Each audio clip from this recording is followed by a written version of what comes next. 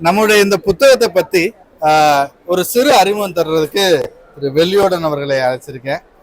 வெள்ளியோடன் எதுக்கு ரொம்ப முக்கியமான காரணம் நான் சொல்றேன்னா, என்னுடைய மொழி பிரச்சனைக்கு நிவாரணி வெள்ளியோடன் தான்.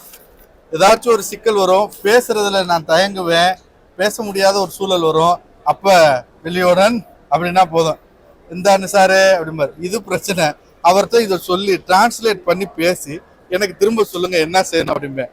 உடனடியா ஜெஸ்ஸினாவுக்கும் சரி, சஹானாவுக்கும் சரி, ஜெஸ்ஸி சாலம் சரி, பாகியா சரி, எல்லாரோடையும் பேசி ஒருங்கிணைச்சு இந்த நூல் வெளியீடுன்றது தனிப்பட்ட ஒரு ஆள் ஒரு நிமிஷத்துல பண்ற விஷயம் இல்லைல்ல.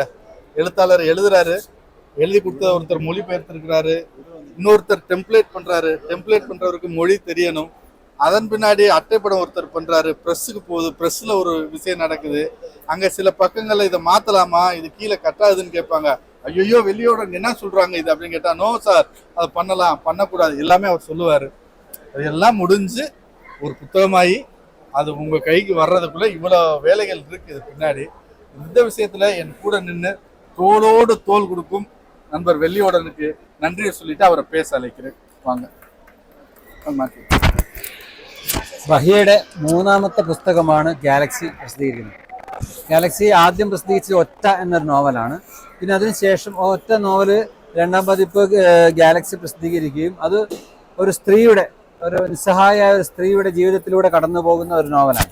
ഒരുപാട് വഞ്ചിക്കപ്പെടുകയും ആക്രമിക്കപ്പെടുകയും ചെയ്യുന്ന ഒരു പെണ്ണിൻ്റെ ജീവിതത്തിലൂടെ തന്നെ കടന്നു പോയിക്കൊണ്ട് ഒരു ഫെമിനിൻ തോട്ടിലൂടെ നടന്നു പോകുന്ന ഒരു നോവലാണ് ഒറ്റ. ആ നോവലിന് ശേഷം ബഹിയ ഫേസ്ബുക്കിൽ കുറിച്ച കുറേ കുറിപ്പുകളുണ്ട്, റൂഹെ എന്നുള്ളത്.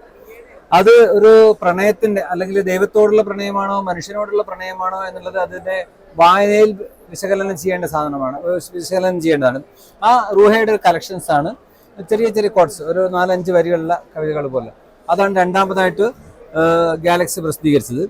മൂന്നാമത് ഇറക്കുന്ന പുസ്തകമാണ് ഹേ വേശ്യ സ്ത്രീയെ എനിക്കും നിനക്കും തമ്മിൽ എന്ത് എന്നുള്ളത്. ഇത് ഓർമ്മക്കുറിപ്പുകളാണ്. ഓർമ്മക്കുറിപ്പുകൾ ഇതും ചിലതൊക്കെ സോഷ്യൽ മീഡിയയിലും മറ്റുമൊക്കെ എഴുതിയിട്ടുണ്ടെങ്കിൽ കൂടെയും അതിനപ്പുറം ബഹിയയ്ക്ക് നമ്മളോട് പറയാനുള്ള ഒരുപാട് കാര്യങ്ങളുണ്ട്. അവരുടെ ചിന്താധാരയിലൂടെ സഞ്ചരിച്ചുകൊണ്ട് അവർക്ക് സമൂഹത്തോട് പറയാനുള്ള കാര്യങ്ങൾ, സമൂഹം അവരെ ഒരു പെണ്ണിനോടുള്ള സമീപനം എങ്ങനെയാണ്, അത് തിരസ്കരണങ്ങൾ എങ്ങനെയാണ്, അത്തരം കാര്യങ്ങളെക്കുറിച്ചൊക്കെ പ്രതിപാദിച്ചുകൊണ്ടുള്ള കുറച്ച് കുറിപ്പുകളുടെ സമാഹാരമാണ് ഈ ഹേ വേശ്യ സ്ത്രീയെ എനിക്കും നിനക്കും തമ്മിലെന്ത് എന്നുള്ളത്. ഇത് കൂടുതൽ നിങ്ങൾ വായിച്ചിട്ട് ഓരോരുത്തരും ഇതിൻ്റെ ആഴങ്ങളിലേക്ക് ഇറങ്ങിച്ചെല്ലുമെന്ന് വിശ്വസിക്കുന്നു. ആദം അയ്യൂബാണ് ഇതിൻ്റെ അവതാരിക എഴുതിയിട്ടുള്ളത്. പിന്നെ ഇത്രമാത്രം പറഞ്ഞുകൊണ്ട് എല്ലാവിധ ആശംസകളും നേരുന്നു. ബഹിയുടെ ഹേ വേശ്യ സ്ത്രീ എനിക്കും നിനക്കും തമ്മിലെന്ത് എന്ന ഓർമ്മക്കുറിപ്പുകൾ ധാരാളം വായിക്കപ്പെടട്ടെ എന്ന് ആശംസിക്കുന്നു. Thank you.